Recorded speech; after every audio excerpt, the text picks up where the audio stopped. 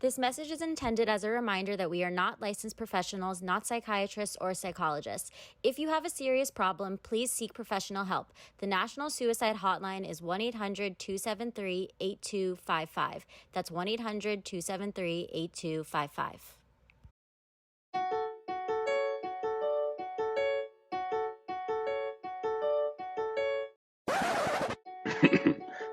Mic check 1 2. Mic check 1 2. Hearing all these letters read aloud by damsels not in distress. Host came to impress. Bitch, check your DMs. This is hot off the press. Good morning.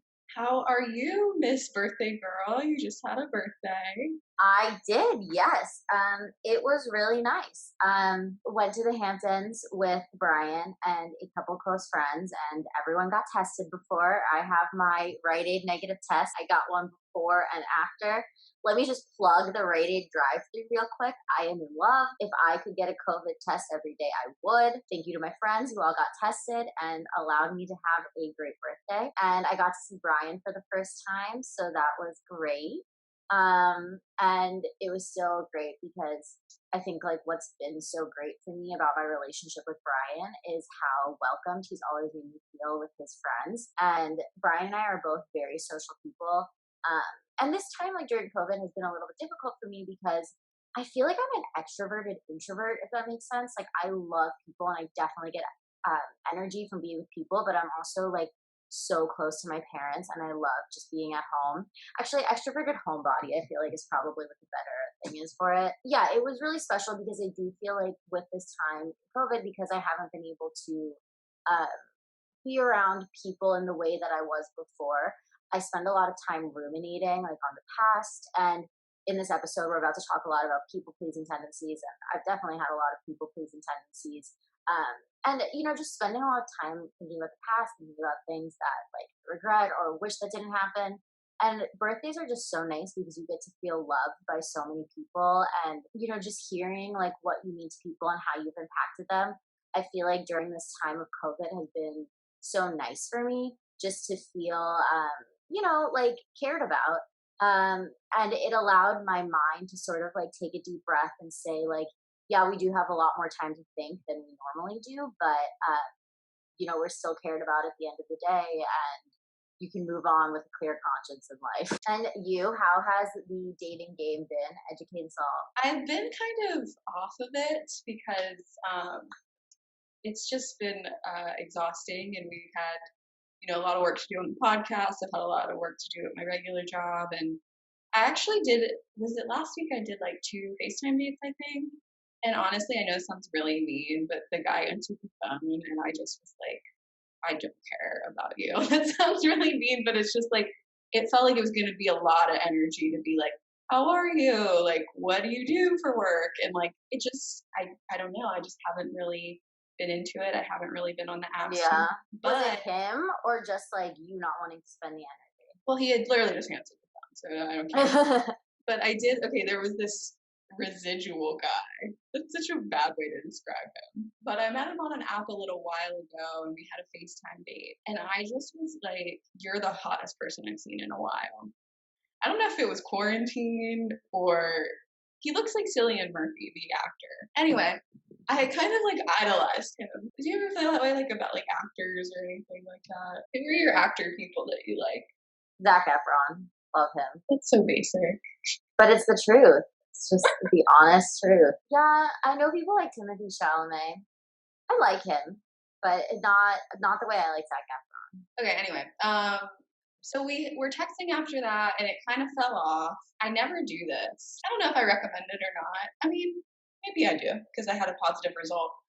We kind of fell off texting, and I waited like a week or so. I didn't really have intentions to do this. Just one day I was like, hey, like, I did think you were cute. We talked about going on a hike. Maybe we could still do that if you're interested. And I accidentally texted him on his birthday. He was like, the best birthday text ever. And I was like, wow. I didn't know it was a birthday. He's a fellow Cancer. So yeah, he was visiting his family. He was like, okay, I'll be back soon. We should go on this hike. We went on the hike Wednesday, and so we're both wearing masks, obviously. Where is the hike? Oh, sorry. Runyon Canyon. It's right by my house. So we both wore masks, and it was fine. I know this sounds bad, but like, I swear I'm not an alcoholic, but I do kind of like to have like a drink or two on a date because it's an awkward, like first dates are awkward, and it's like, Yeah. yeah. So we hiked and it was fine. Yeah, he took me up, and then he took me like on this one. I thought we were gonna do the basic like paved one. Yes, like the basic hitchhike. Okay, Um, I just can't be called basic for Zac Efron if you're over here doing the paved part of Runyon. yeah, that's on period. You're correct. Yeah, he took me. Like, he tried to take me like off roading almost, like on this like very steep, weird hike thing, and I was like, in the middle of it, I was like, oh, I just got these shoes, and they weren't hiking shoes; they were like cute shoes. And he's like, oh, let me see the tread, and I was like, I showed him the tread, and he was like, yeah, that's we shouldn't do this. I was like, okay, well, we're halfway up this goddamn hill. And then he was like, well, let's not do this. And I was like, okay. And then we went down and did the regular one. And I was like, was that like a diss of like, I can't do this hike because I could? I thought we were doing a casual hike, whatever. Anyway, so yeah, we were wearing our masks. And he kind of like in the beginning, like when we were like approaching each other, he like, she's like, hi, I'm blah, blah, blah. And I was like, blah, blah, blah. Yeah, I don't know. It wasn't, there just wasn't really like a spark. And honestly, like, I mean, he's attractive, but he wasn't like as attractive as I had like built him up in my mind to be. Like, there was conversation, but there were kind of awkward pauses a lot where we didn't say anything, and that's probably maybe just because I was out of breath. But I think in the past, I've kind of like tried to, I mean, just like, being in comedy and doing, and, and PR is my day job. And I think this kind of stems from that too, is like, I feel like I need to like fill up those holes and like entertain and almost perform. And I was like, I don't really feel like doing this. I don't know. Like, I was kind of like, let him carry the conversation a little bit more. He also started a sentence with, one time I was hiking a volcano in Guatemala. And I was yeah, you guys did not have matched visions on what this hike was going to be. That's clear. I was like, I literally just responded casual. Who starts a sentence like that? I am also an avid hiker, so I do appreciate that. I hiked the Inca Trail to Machu Picchu in Peru. Okay, so you don't think that was like a braggy thing to say, though? I mean, if it is a braggy thing, then I've bragged. So okay, well, maybe I should have been a little bit more. I don't know. I guess I was kind of like, he has his own house here, and he has like a really good job, and I feel like he's kind of like already full of himself. So maybe that was my preconception going in, and I'm just. So if I had like agreed to this hike with you, and then you came in on like cute shoes on a paved road, I am the friend. I hiked Los Leones with my friend, hey Devin, and she was like a D1 water polo player at USC and could not get it like further on Los Leones to complete it. And I was like, Devin, come on, like you got to figure this out, like. We need to get up here. Like, let's get going. She didn't even bring like a full container of water. She was like drinking my water, like thought this was going to be easy. So I have no sympathy for bow hikers, if you will. I'm not outdoorsy. You say you're going to go for a hike, and you were going to go for like a little walk in the park. Well, yeah. I mean, I didn't even want to do the hike, but that's like was the only thing. Like, what else are we supposed to do right now? Like I said, Runyon was the move based on location. I mean, I think we need to be clear on like the hiking qualifications here. Well, I think moral of the story is I'm glad I did it, but he wasn't as great in real life as I thought. You built him up in your head. Well, at least I got it out of my system though, because I think I always would have wondered. So we're excited to welcome Matt Pfeiffer to the podcast. I found him on TikTok, and he does an amazing job of kind of explaining the different counseling methods that he uses on TikTok. He talks about traits in narcissistic behavior that he can point out. And yeah, it's very interesting. I'm sure he's probably gotten some new clients from his TikTok videos because they break it down in a really good way that I'm sure we'll hear more from him on. But awesome. Let's talk to Matt. All right. We're so excited to welcome Matt Pfeiffer to the podcast today. Thanks for joining us, Matt. Thanks for having me. Of course. So Matt has a degree in clinical mental health counseling. He has his own coaching practice, and you specialize in toxic relationships. Is that right? That's right. And we found you actually on TikTok. You're now TikTok famous, I believe. I'm not even sure what level. I mean, I have over 100,000 followers. I guess that if that's what that means to be TikTok famous, I'm not famous at this point. I would say so. It's way more than I have. I think I have about 8 now. So you're doing way better than me.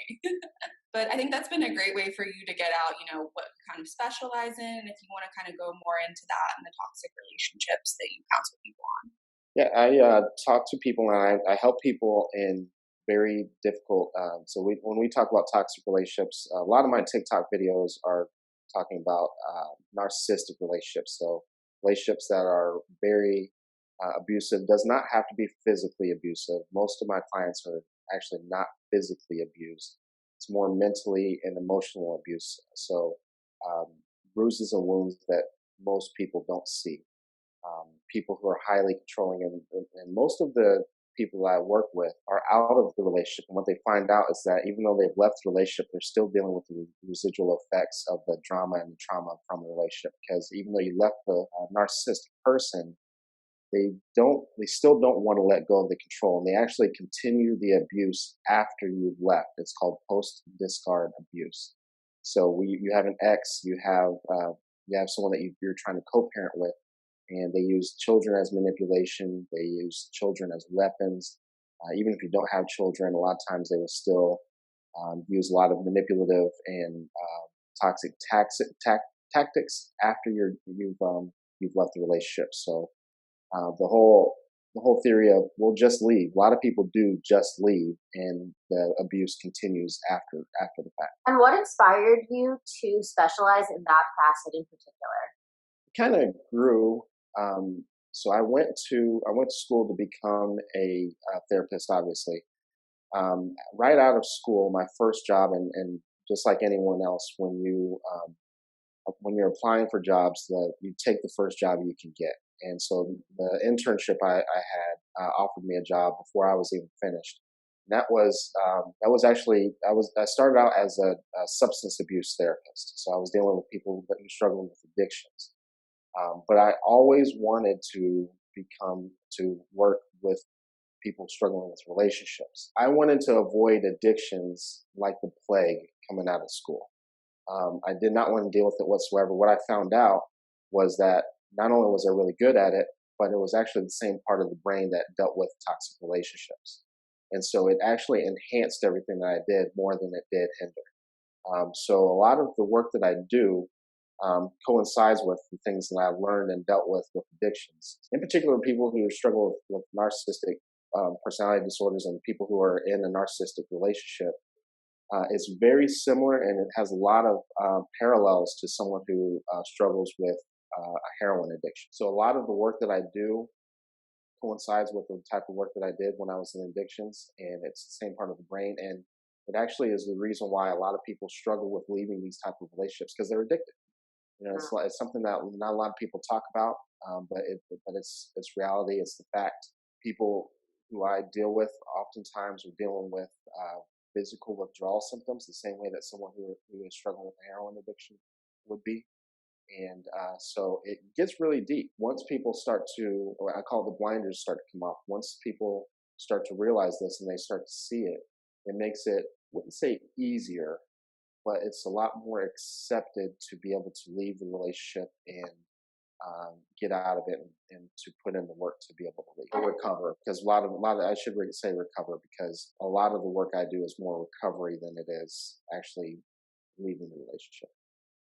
And how are you able to identify narcissistic behavior? Like, what are some of the common characteristics? Common character. So what's interesting is that the characteristics, we all have a level of narcissism. The grandiose attitude, the sense of entitlement, we can all identify people who have some narcissistic qualities. What I actually look for is actually the residual effects of what's happening in the actual victim. So what I'm looking for is cognitive dissonance. So what cognitive dissonance is that you have a certain belief and a belief system and a behavior that don't match. So if you were to look at someone who who feels that relationships are important, right, and that you should stay in a relationship that's healthy, right? They have that belief, but they're staying in something that is toxic. Right, so you'll see that walking on eggshells feeling. So I'm more looking at the victim, and here's the reason why. The actual title and the actual diagnosis of narcissism really doesn't matter when it really comes down to it. If someone's being a jerk, if someone is mistreating you, if someone's being abusive, it doesn't matter. You should get out of the relationship. A lot of times when people are in a toxic or an abusive relationship, they spend days, weeks, months, and even years trying to figure out if this person is narcissistic, this person is a sociopath, and there's so many other levels to it. I say narcissism a lot, but the reason why I actually look at toxicity level, right, is because they could be a psychopath, they could be a sociopath. There's a lot of other things on the narcissistic spectrum that it could be. And instead of looking at the title, let's just look at the behavior. Am I being treated right? Is this person physically abusive? Are they financially abusive? Are they trying to control me? Do I feel like I'm able to leave this relationship without this person trying to cause harm to me, trying to cause harm to my children? That's what it really boils down to. So when we look at the behavior, are they being abusive, right? Do I feel free to be able to come and go as I please? Can I talk to my family? Do I have access to the things that I need to do, right? Or, is this person continuously gaslighting? Are they continuously trying to change the narrative? Am I being manipulated? Those are the behaviors that we need to look at, and we can forget the title, right? And if you look up narcissism, right, it's actually it's not a common diagnosis, and that's part of the reason why I tell people, let's not look at the title, because the first thing that people want to do is once they find out that the person is narcissistic, is they'll try to convince, well, let's get him into therapy and let's try to help him. It's not going to help, right? And so let's just look at the behavior. Let's get the work for the victim, and that needs to be done. And let's go from there. Let's simplify this extremely complicated dynamic. Absolutely. And work for the victim, when you talk about that, I've read before that, narcissists kind of target like certain attachment styles or certain types of personalities. So could you kind of speak about that, and if you see kind of like a pattern amongst people that are kind of victims of this type of behavior? I think the myth is that they select people with low self-esteem who, and it's quite often the opposite. They actually want someone who has the perception, because keep in mind that narcissists only want to spend time with certain types of people. They only want to spend time with people who have a certain image, have a certain look. However, on the back end of it, someone who has a lot of codependent issues, who have a lot of people-pleasing tendencies. Those are the people that they select as their victims. And I do like to say that they do like to select their victims. It's not so much about that it just so happened that we just met. They selected you as their victim because they knew that they could get away with their bad behavior. And so what happens is that when you meet someone who has these narcissistic qualities, who have these traits, in the beginning, it's great. Oftentimes you'll hear people say, I feel like this person is my soulmate. You can spot these people on social media a mile away, like they just met and it seems like they're so in love. And I get it. Everyone in the beginning, the beginning love phase is the honeymoon phase is great. However, when we're talking about someone who's narcissistic, oftentimes the pace of the relationship goes extremely fast. Both people say like, I never thought I'd find anyone like this. And if I were going to draw the parallel between the addiction and someone who is narcissistic or a narcissistic relationship, when you talk to someone who struggled with a heroin addiction, what they will say is that the first time they ever used, it was the most euphoric feeling that they've ever felt in their life, right? And it's very much the same when you meet someone who's narcissistic, is that you feel like this is the person that I've always thought about, Prince Charming. Like, I can't believe, like, what did I do to deserve someone so special? I can't believe, and it's called, in that beginning stage, it's called the idealization phase, and they're putting you on a pedestal, and you feel like you're just walking on cloud nine, and this person is like the most amazing person I've ever met before. Like, I can't believe that someone would treat me so well, and it's all a manipulation. Eventually, it switches from the idealization to what's called the devaluation, where that is where all of the and so I say idealization, but most people, that's the clinical term. And if you're looking this up, and if you're following other coaches, they say the love bomb phase, where they're just loving you all the time, all the attention, can't get off the phone. What happens though during that time is that they're actually noticing that you have a tough time setting boundaries, setting and enforcing boundaries, that you never say no, right? Every time they want to hang out, you want to hang out. Every time And even if you do set a boundary, let's say that you say something like, I need to get to bed early tonight because I got to be at work. They notice that every time that you may say something like that, they can push on that boundary and you still allow for it. So you still hang out, you still cave to whatever demands that they have. And little subtle differences make a big difference when we're talking about this relationship long term. So when you switch from the idealization to the devaluation phase, you start to notice that this person starts to change, that they start to talk to you differently. They start to now begin to devalue you. It may turn into physical abuse, but definitely the mental and emotional abuse starts to show up. Where it gets tricky is that you, as the codependent and people pleaser, right? You now the victim, you see these little slight digs as this is my fault, right? And this is where it really starts to get dangerous, is that you don't see this as their bad behavior. You start to justify this, and they will make you feel like it's your fault. They'll say things like, "Well, I wouldn't talk to you like that if you wouldn't act this way. You pushed me to hit you because you said this," or they will justify their behavior. And where the idealization, what happens is because they put you on a pedestal for so long, right? And they were the one, they were perfect. In your mind, someone so perfect could not treat me like this unless I did do something wrong, right? And so now we're starting to spiral into this web, right? And now in this devaluation phase, they show you little hints of the idealization phase, right? Little hints of the love bomb, like just enough, right, to make you to keep you around. Because if they were bad all the time, no one would stand that, right? But they give you little hints to let you know that still exists, and so you're still constantly working to get it back to the idealization phase, but it never gets there. They keep it in the devaluation phase. They continue the abuse day in and day out, but they give you little hints of it, right? And we go back to that parallel of the addiction. People who struggle with a heroin addiction, they're trying to get back to that euphoric feeling, right? They will continue to use. They will increase their use. They will trying to get back to that euphoric feeling, and it never happens, right? The same way with a narcissistically abusive relationship, they will never get back to the idealization phase. They wanted it to be in the devaluation phase the entire time. That was a part of the entire manipulation. Oh, I just totally relate to the people pleaser facet of everything you were talking about. But I'm just curious, have you ever had the narcissist in the relationship come in as a client? Oh yeah, they don't stay.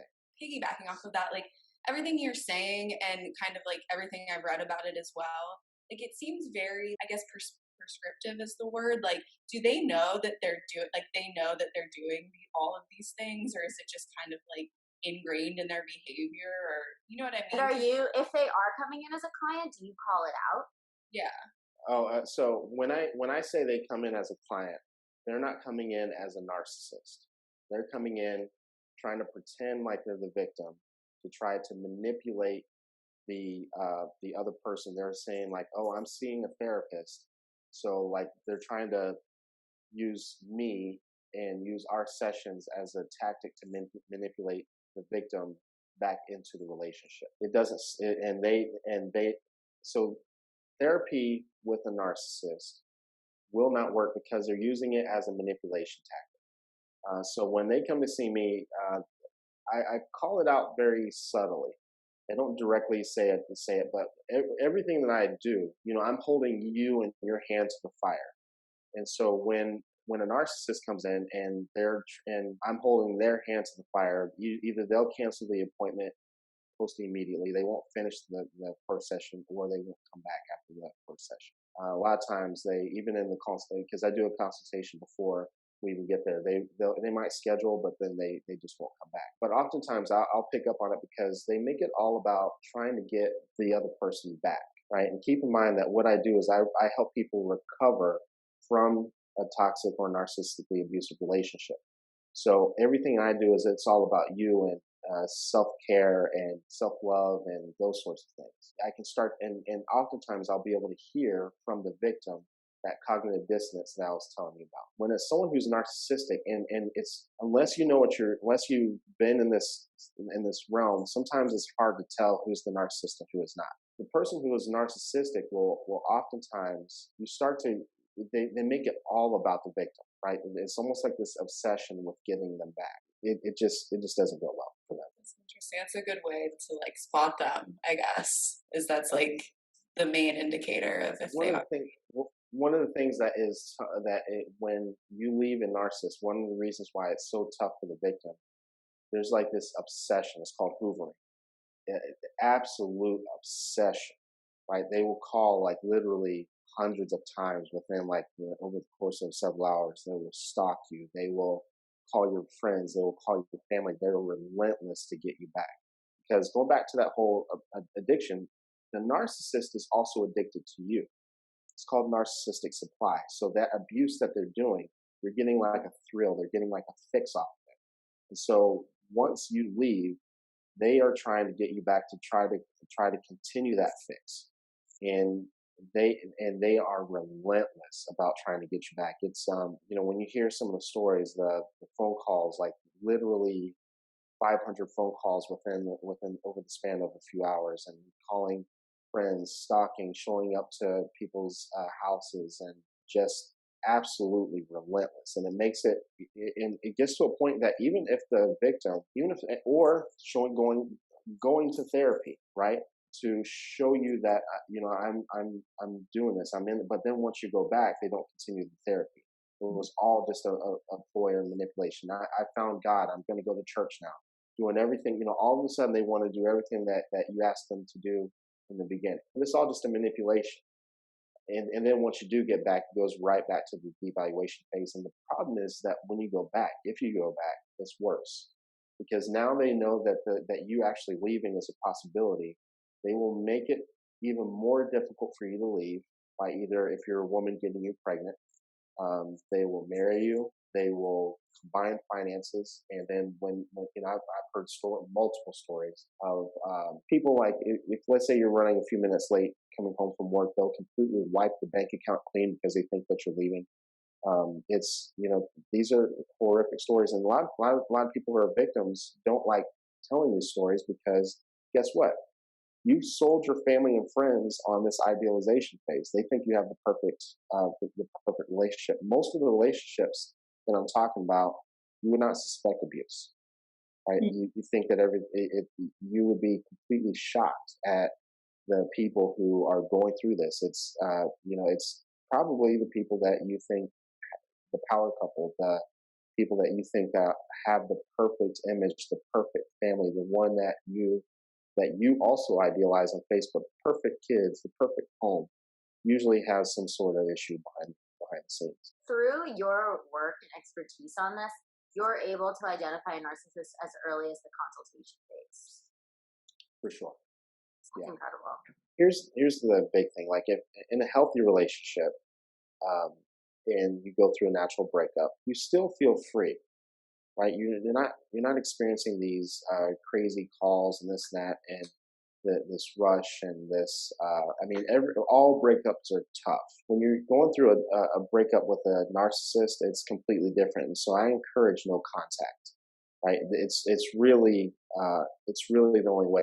So going back to the whole the addiction thing, if you are someone who's recovering from an addiction, I used to teach people, your people, places, and things have to change. You can't hang out with the same people anymore. You can't, obviously hang out with your old users and this and that. You can't. What I tell people when I teach is that you can't heal in the same place that you got sick, right? So looking at that, you have to go no contact.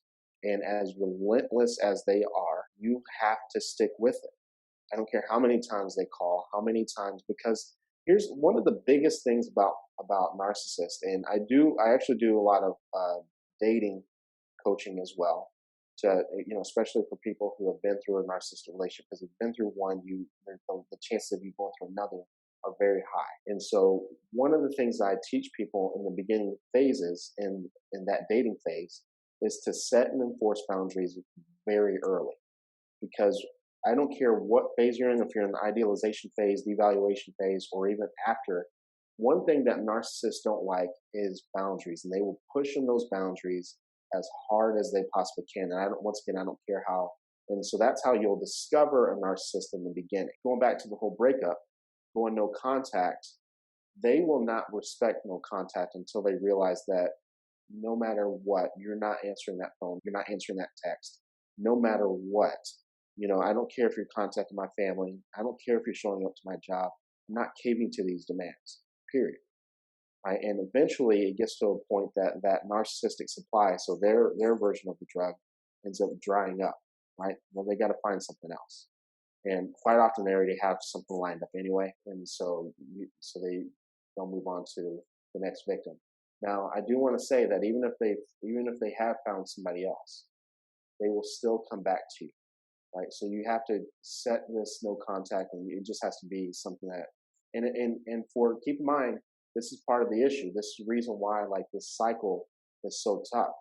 You're a people pleaser if you're the victim, right? You don't like it when someone's angry with you. You feel the sense of urgency to answer the phone. So it goes like counterintuitive to what you already believe, your belief system to be, right? You don't want them to be angry with you. You don't like it. It's uncomfortable for you to have someone upset with you, right? And so it's interesting. I'll just say that. We talked a little bit about your platform on TikTok and how you've been able to use TikTok to connect with more people and widen your audience. Could you touch on how you've been able to use that? I absolutely love TikTok. Number one, it's fun. What I like about it is that because I am and I have been on a lot of other platforms before, but narcissism is, as you can probably tell by this, is so deep and so. I mean, I could literally talk for days about it. I have a podcast. And you hear me talk about these things. But what TikTok has really done for me is I'm able to actually illustrate what's happening, right? So people can relate to it. So I do a lot of skits. When people see and hear the skits, it's like all of a sudden the light bulbs go off, and they're like, "Oh my God, that's exactly what I'm dealing with," right? And it starts to make sense. And then so with the skit, it breaks it down, and then people are able to contact me like, can you tell me more about divorcing a narcissist? Because I feel like that's what's happening, because none of this is making sense. There's a lot of confusion when you're in it. I tell people all the time, when you're in the room, when you're in the relationship, it's just like being in a room. If you're in a room and the room starts to stink, you don't notice it because you get used to the smell, right? Well, if you step out of the room and you walk back into the room, you start to notice that that room stinks. And so doing these illustrations, doing these skits helps you walk into that room like, "Oh my God, this room stinks," right? And so then you realize that, okay, we have an issue here. And this guy talks a lot about narcissism. He talks a lot about toxic relationships, and everything that he's talking about lines up with everything I'm dealing with. This once was confusing, but this is now starting to make sense. Because here's the other thing about narcissism is that, and part of the reason why it's so confusing, everyone else loves it, right? The only person who sees these issues are you, right? So quite often the narcissist is highly successful. A lot of times they're lawyers. A lot of times they are, if they're a covert narcissist, they could be a teacher. They could be like a pastor. And so because they're they're very conscious of their self-image. So to the general public, they could be great, right?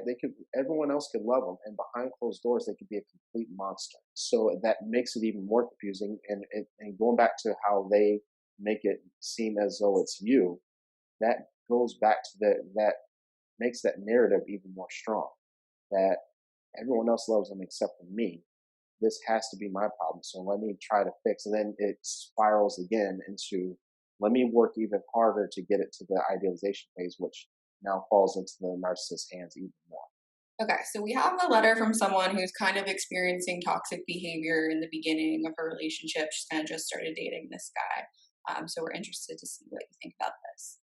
So the letter says, "Dear damsels, I've recently started dating a really hot guy that I met on a dating app. We only went on a few dates and he was already ready to be exclusive with me, which I was extremely excited about as I've only been used to dating guys that say they aren't ready for a relationship. I've been having a really fun time with him, but there's only one problem. None of my friends seem to really like him. They say that he's braggy, and I do agree that he can be a little showboaty when we're around them, but I just see it as him trying to win their approval and make them like him. When he's with me, he's pretty vulnerable about his insecurities and has opened up really quickly. He even expressed some jealousy over a guy friend of mine who I've clarified is definitely just a friend, but it shows me that at least he cares about our exclusivity. When I express my concerns about my friends to him, he says that they are just jealous of what we have, as most of them are single. I don't want to lose my friends, and I don't want to lose him either. Wish they would all just get along. Any advice on how to remedy this situation? Sincerely, old friends versus new flame. So very interested to hear what you have to say about that. I don't know if you have any initial thoughts. My thoughts are drop them and drop them fast. Period. I wanted to, I wanted to cut you off like after like sentence 2. I'm hearing a lot of toxic tendencies, a lot of toxic narcissistic tendencies. The fact that he wants to rush into this, just that alone.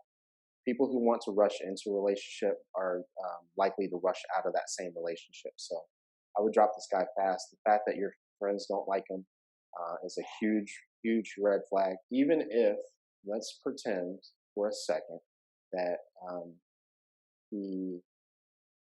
that he's not a narcissist or anything like that, which he is. Just the fact of just him bragging, him saying that everyone else is jealous of us. That's another very common narcissistic trait for them to convince you that the reason why everyone else. And that's how they isolate you, right? When your family calls them out, like, oh, they're just jealous of us. Let's go. Right, and then it gets to the point where you start to push because that's one of the things that narcissists do to continue the abuse or even start the abuse, is they start to push away your friends and families, the ones that they will accept, the ones that accept them, but they will push away the ones that call them out and really, see through their stuff. So, I'm seeing and hearing a lot of things, but even if we just boil this down to the fact that he's rushing into the relationship, like I said, if he's rushing into the relationship, he's going to rush right out of the relationship, and I wouldn't do this. Yeah, in terms of millennials and Gen Z that are dating, and she said, I'm used to dating people that don't want a relationship. I feel like that's probably hard when you have someone there that seems to really care about you. But are you kind of seeing these behaviors more so in those types of generations, or is it kind of just across the board? It's across the board. Narcissism and toxic behavior, they've lasted since the beginning of time. My oldest client was in her 60s and was married to someone for over 40 years and had on the surface the ideal marriage. Everyone, celebrated their marriage every year. So, and my youngest person, I think, was in her early 20s.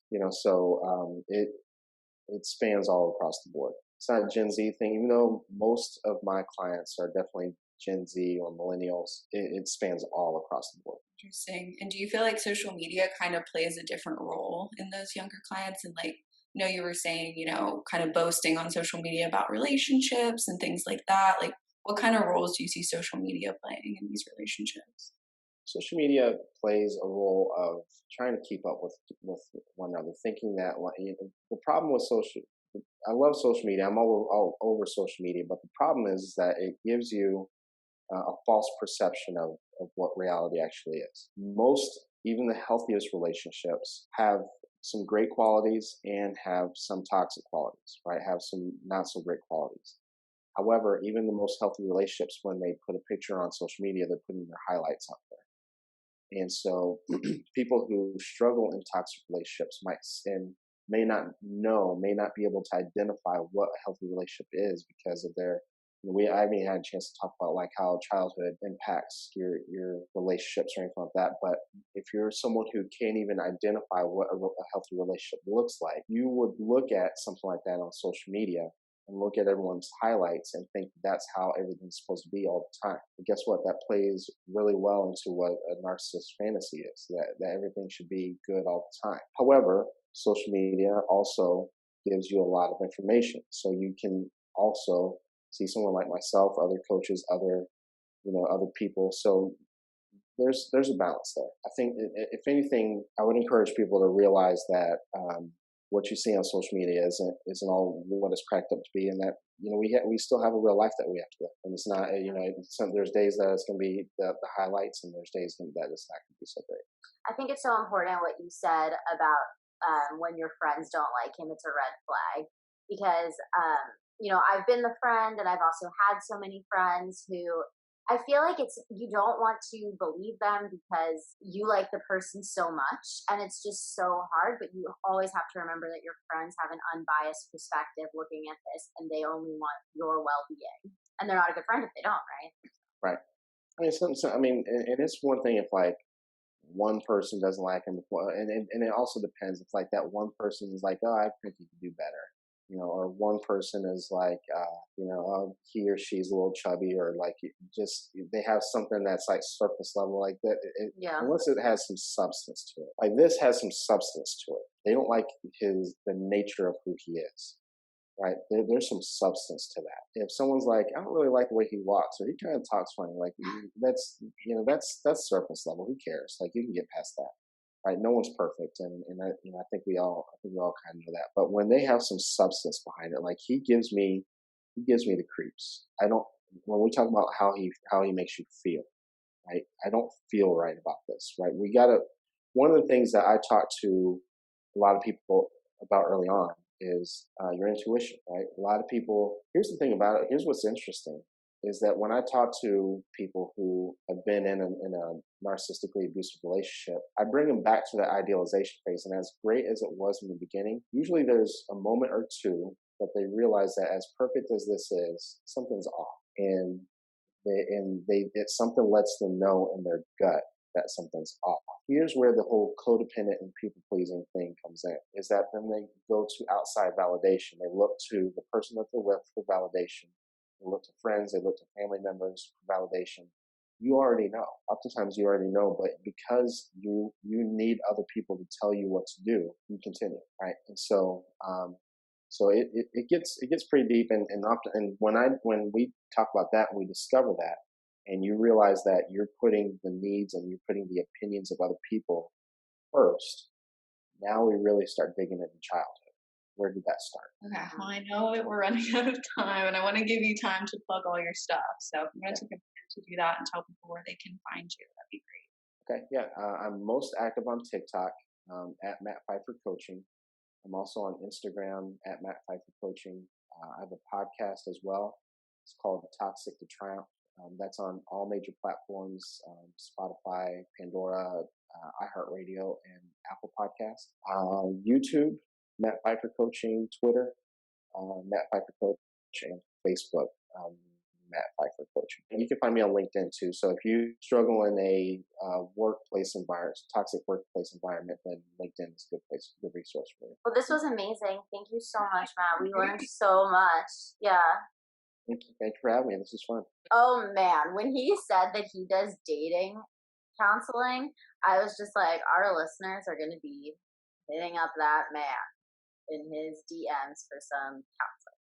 As they should. I mean, he just explained so many things. I felt like we could have talked to him for a really long time. Unfortunately, Truly. But you guys should definitely check out his TikToks and his podcasts and everything that he mentioned, because I think it's something a lot of people can relate to. And that's what was interesting for me and why I asked, if right now in dating culture, he's seeing a lot of that. But something that was interesting that he said was that anyone can be a narcissist. Do you know what's so funny is that when he said that, I was thinking about how I don't know that I've ever dated a narcissist.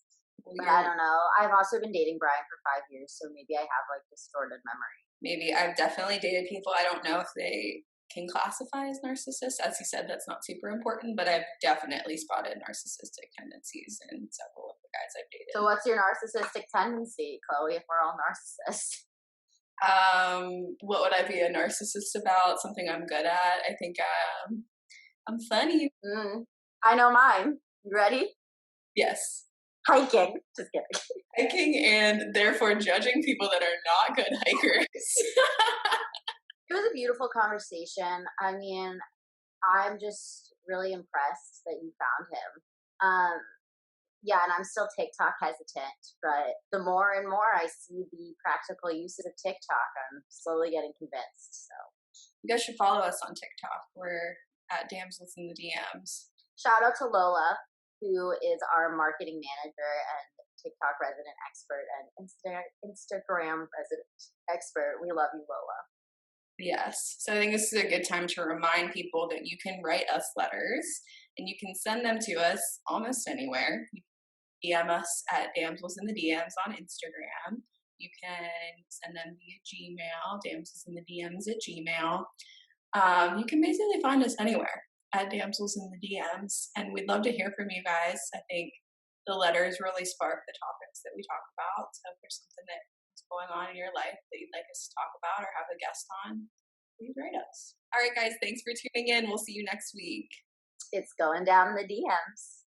Bye. Bye.